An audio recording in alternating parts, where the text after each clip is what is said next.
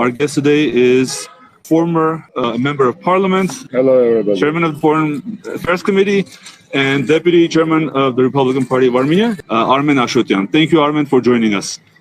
Thank you very much. Hello, good night, good day, good morning, good evening, everybody. We are in Yerevan at the center of the epic mass protest against the treacherous government of Nikol Pashinyan, and I am at your disposal. Meantime, any kind of beer. So as you noticed, Ovik trapped me into this conversation, promising the bribing me with a glass of beer. So, the only bribery fixed and recorded and legal and justified here, this is this glass of beer, and I'm here for that, yes. So I'm at your disposal. If you have any questions, I will be ready to answer them. Armen, maybe we can begin with your assessment of how things are going so far. And specifically today, we saw the tactics change. We saw new types of acts of civil disobedience. I think many people on this chat have questions around where this is going and how soon things may reach the sort of intended goals as the movement has put forth, which is the resignation of this government. So the floor is yours. So you put into the one question many sub-questions, I would say, sub-topics, and all of them are quite important. Let me make a diagnosis now, like as a former doctor, medical doctor. So I think that we have now a growing, stably growing, constantly growing mass protests here, and the predictions, the forecast about, this is another ordinary oppositional act, will expire very soon, will end, etc. So this kind of forecasts are failing. We see very important sign that give me and many other our compatriots hopes. This sign is the following. Not only political parties involved in this movement, I mean Dashnak-Tsitsun, Republican Party of Armenia, Venetian Party, the proponents of the former president Robert Kocharian, etc. Not only they are here. We see every day many new faces, non-partisan faces, non-party affiliated faces, and this is why I started to call this movement not the oppositional one, but the popular movement. Because yes, opposition is a driving force. I mean the organizer, the management, providing the necessary toolkit. But the feeling of this movement is really popular. We have thousands of citizens. I want to repeat this. Non-partisan citizens, not party-affiliated one. So there is nobody Nakhkins behind this movement, as you know. Nakhkins is a kind of negative branding, negative connotation branding. Nikol Pashinyan was trying to promote in Armenia for 4 years. No, this is not Nakhkins movement. This is Apagas movement, and movement of the fellow citizens of Armenia. As any movement, we have up and downs. This is clear, because some of our compatriots still are desperate about the future. Some of them still hesitate, either join or not this movement, despite being anti-Nikol. As you know, according to the social surveys, the public opinion surveys, we have majority of anti-Nikol citizens here in Yerevan. So we have opposition, and this movement has a very good ground, very proponent ground to make this movement even bigger. And we should find the right communication strategy. We should make a more clear-cut political messages, not only about Nikol Davutyan, but also about the future of the country after Nikol will be kicked out. I will have a sip of my beer so you can. Cheers. Cheers. How do you see the response of the government? We've seen a lot of pictures today, and in general over the past 2-3 weeks, of protesters being manhandled, being treated very brutally by the police. Do you think it's just normal, or is this maybe some kind of a tactic by the authorities to scare people? You described the situation very precisely, from the very beginning of this movement. On one hand, we are facing the brutal force from the law enforcement agencies, police included, but it's not exclusively police. As you know, there was a guy, this head of PAPAC service, a service who is providing security for the high-ranking officials, so-called Sako. Yes, notorious guy, who was breaking the rules and laws not only against the fellow demonstrators, but also hampering activities of the media, journalists, etc., being very brutal towards also the journalists and cameramen, etc. On one hand, we see the real brutal force growing from event to event, but on the other hand, we see how this government is disclosing its own fears, because the cynical statements about this movement from high-ranking officials, I mean so-called Speaker of the Parliament, Mr. Armen Ashotyan, and other so-called misters, etc. This kind of cynical approach and also the propaganda launched by the Nikol Pashinyan's government, propaganda led by public television of Armenia, which is totally in the pocket of this government, the Radio Liberty, Arachin.am, Factor AM, it's a Factor AM, etc. So this propaganda machine is working very hard on against.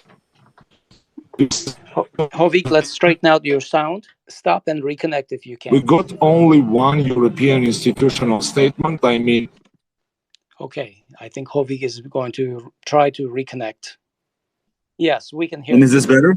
Give me a second. Yes, this is better right now. Give me 1 second. I just want to tell all the listeners that if you're trying to request to talk, hang in there right now. Let's first hear our speaker, and then we'll go on with requests. So, Armen, you were saying that Nikol Pashinyan is trying to figure out his next steps, and he's talking to European capitals. So go ahead. He's trying to pursue the Western circles and to turn a blind eye on the abuse of force from the police. I think his number one strategy is to use the brutal force to demolish this square and this movement. As I told you before, the only European honest reaction was from European People's Party, the ruling party of European Union. Several days ago, they accused the current government for high number of detentions and acts of force against peaceful protesters, and they condemned disproportionate use of force against journalists. They also call on Armenian government to ensure the fundamental freedom of peaceful assembly, and they call them to refrain from any abuse of law enforcement power. So this is the only reaction from European political circles for the moment, and I do believe that in current days we will have an interim report on the violations from the police and the other law enforcement agencies against peaceful protesters and journalists. This report will be published in English and in Armenian and will be freely delivered, also addressed to the Western and other embassies and human rights organizations like Human Rights Watch, Amnesty International, Freedom House, Economist, Intelligence Union, etc. Okay. Yesterday, the EU's Victorin, the ambassador, basically had a very both-sided statement. Basically, she said that the EU is hoping for the protesters to observe all rules of democracy and not be not lead to violence, and also ask the police to not use brutality. Why do you think the EU is hedging its bets. It's just being Yeah, very the same reaction, I so-called believe, if I just can add, even-handed. the same reaction came from the U.S. State Department, where they said, the freedoms of the Armenian protesters should be respected, but at the same time called the protesters to refrain from violence against the authorities. It was quite hypocrite statements. Yes. Statement from both sides, very hypocrite, because there is no record, there is no proof of the violence started from the demonstrators against any public servant or law enforcement agencies representatives. So this kind of hypocrisy is, first of all, the sign of the ongoing geopolitical game Nikol Pashinyan put our country.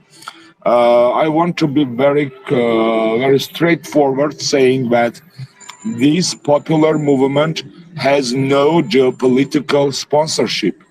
The movement here has no sponsorship from any influential capital of the world. In comparison with the 2018 movement, where the stakeholders were numerous, I mean geopolitical stakeholders, this movement has no geopolitical backing.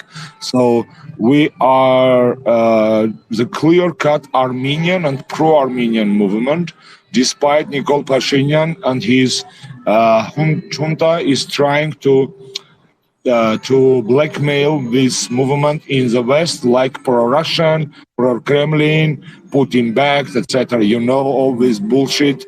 Nikol Pashinyan is ready to deliver just to cling to his power. So it seems that even Russia has been very neutral, saying that Armenians, this is an internal affair, figure out what you want to do democratically, and then talk to us. What is the message that you hear from these big powers? I told you that Nikol Pashinyan is implementing geopolitical risky game here, trading Armenian national interests all around the globe. If you follow the Nagorno-Karabakh conflict process and Armenia-Azerbaijan relations now ongoing, you would see that all capitals, I mean the collective West and Russia, are trying to broker a deal to be a mediator in this trade, because Nikol Pashinyan is ready to sell Armenian national interests, and now the capitals are raising the stakes who will take the deal proposed by Nikol Pashinyan. So West is quite clear that they are going to mediate this not profitable for Armenia agreement, where Nagorno-Karabakh will be finally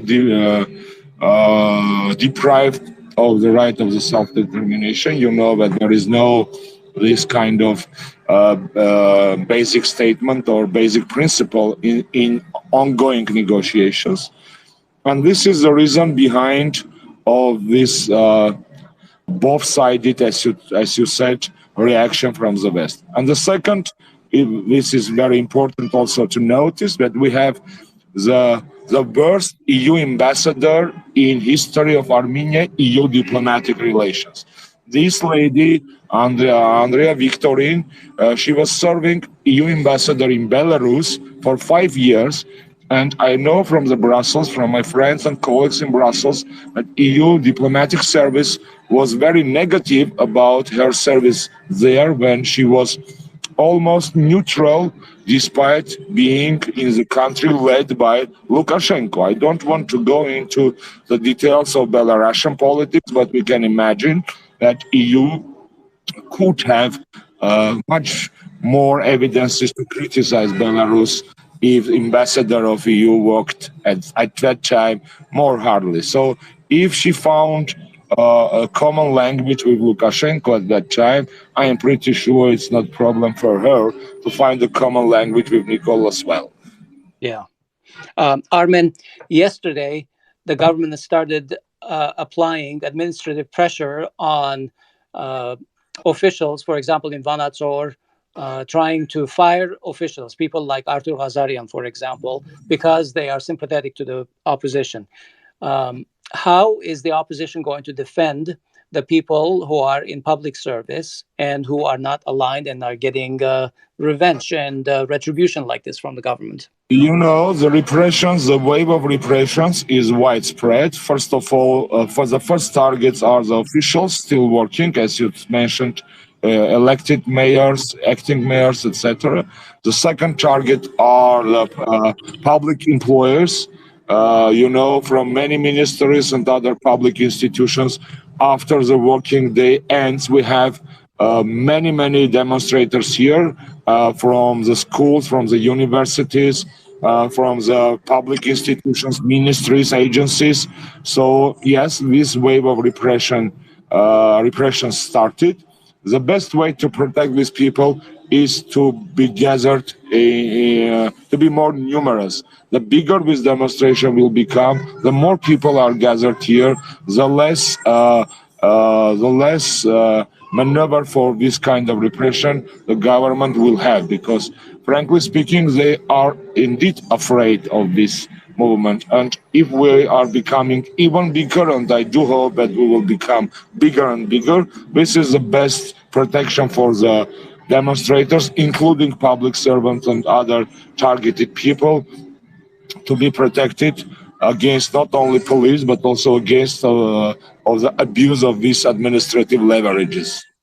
I know that your personal level of enthusiasm and excitement is high. I've seen you dancing at the start of the lines when you are with the protest lines. How do you assess the overall level of dynamism of the protesters? And is it gaining momentum, do you think? Thank you for your kind words. I wouldn't call my approach like enthusiasm, because enthusiasm is something irrational. I know clearly the one truth.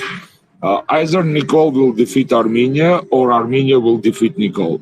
So we have no other choice. So my behavior is not an enthusiastic one, but it's more it's kind of a struggle for the fight for survival for the nation. So what is breeding me, what is encouraging me, and many other representatives of different parties, political forces and fields here, is this understanding that what we are doing here in political sense is a Sardarapat. So this is political Sardarapat happening during last days at the square of France.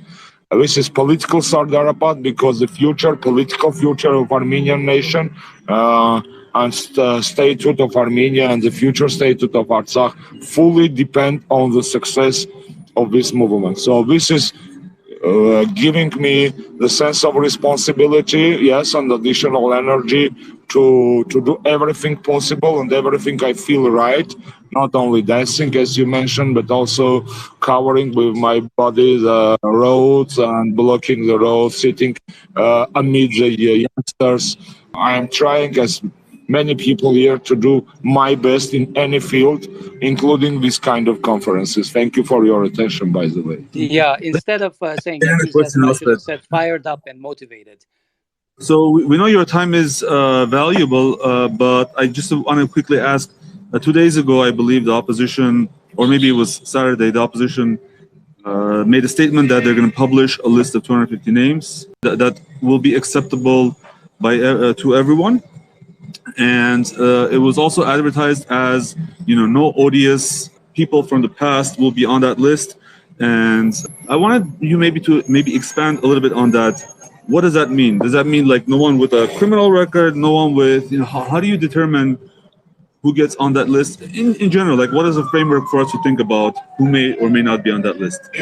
Frankly speaking, the people of Armenia also waiting for the name of the prime minister candidate. But this is on one hand, this is a very healthy interest. On the other hand, it could be a trick to blame and blackmail the man or the women who will be the candidate of the joint opposition for this position.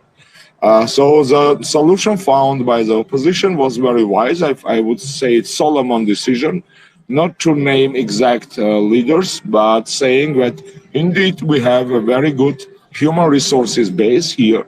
At that square, we could form 4 or 5 Armenian governments much better than the current one. So the human resources, the political capital of oppositional movement. So you have a very low bar to yeah, compete with. exactly. Yeah. So the bar lowering even neglecting this low bar, we should say that here we could see the many best specialists in different fields. I mean, security, foreign affairs, economy, agriculture. So you could healthcare, education. You could find the leading Armenian specialists, experts, managers in different fields here at this square. So this kind of list is inclusive proposal to the society, also with the exclusiveness. So what we will be excluding the persons who had criminal records or proved allegations of corruption, for example, etc. So it will be not just the emotional but very rational approach to understand what the man or woman can give to Armenia. Because frankly speaking, as a former Minister of Education serving this country for 7 years, I could acknowledge that our country is in such a disaster that only insane man could dream about possessing the governmental portfolio or mandate under these circumstances. So being the part of the possible former government is not a privilege, but first of all, it's a duty to serve. So we are really in the ruins as a statehood, and the upcoming managers, state managers, ministers, etc., should serve the country first of all, not their own interests. Okay. And also, frankly speaking, we learned our mistakes as well as Republicans. We don't pretending to be the ruling party. We are serving this movement open-heartedly, without hidden agenda, without any expectations to be part of anything. The only idea behind our enthusiasm, energy, as you said, is to kick out the Nikol Pashinyan, because Nikol Pashinyan is a number one problem of Armenia, is a number one threat to Armenian security, is a number one threat to our future of Artsakh. Okay. Well, maybe we should take some questions from the audience, but in the meantime, just no? Okay. Just one question. Just okay, last question. I'm very sorry, dear colleagues, dear compatriots, dear listeners. I should leave you very soon because I have to make media planning and other plannings for tomorrow. My friends, colleagues from oppositional camps are waiting for me to be joined to them. Yeah, give me 1 second. There was one question. I'm inviting Edmond Sabella to talk because he wanted to ask a question, I think, earlier. Edmond? Edmond, are you there? I didn't hear that. Okay. I guess not. Okay. My question is about the numbers. I don't know if there are any official numbers. What do you guys, all of you in Yerevan, estimate the current protests to be at? Are we talking about 20,000, 50,000? Thank you very much for this question. You know, as I told you, I understand the importance of these incentives. I mean, measurements in the volume, in the number, in the quantity, first of all, let's measure in quality, because as I told you, this is, I don't want to say that this is the best part of our nation, not at all. I am not arrogant, and it's not our signature to pretend to be exclusively representing our national interest. Now, as I told you, Yerevan is predominantly oppositional city, according to all public surveys, even international. The number of oppositionally minded people in this capital, in our capital, is much bigger than still a number here on the square. Despite that, we have a growing interest from our compatriots. And I would say that according to my sources, very reliable former governmental sources, etc., we have peaked several times to the 50,000. So we have peaked to 50,000. And the most important momentum, I told you, is that it's not oppositional party affiliated demonstration. We have many, many citizens from different districts of Yerevan, from Marzis as well. I don't want to neglect the involvement of the regions of the Marzis. Every Marz has here its own camp. They are very active, but I think the driving force should be Yerevan, should be inhabitants of Yerevan Tik, let me say, and this is very clear. So we should find a better communication strategy, and this is the reason I am leaving you to find this strategy for tomorrow. Yeah. Thank you very much to the hosts, to the listeners. I hope one day I will have a chance to declare the victory of Armenian people from the French square here. Thanks a lot. Okay. Thank you, Armen.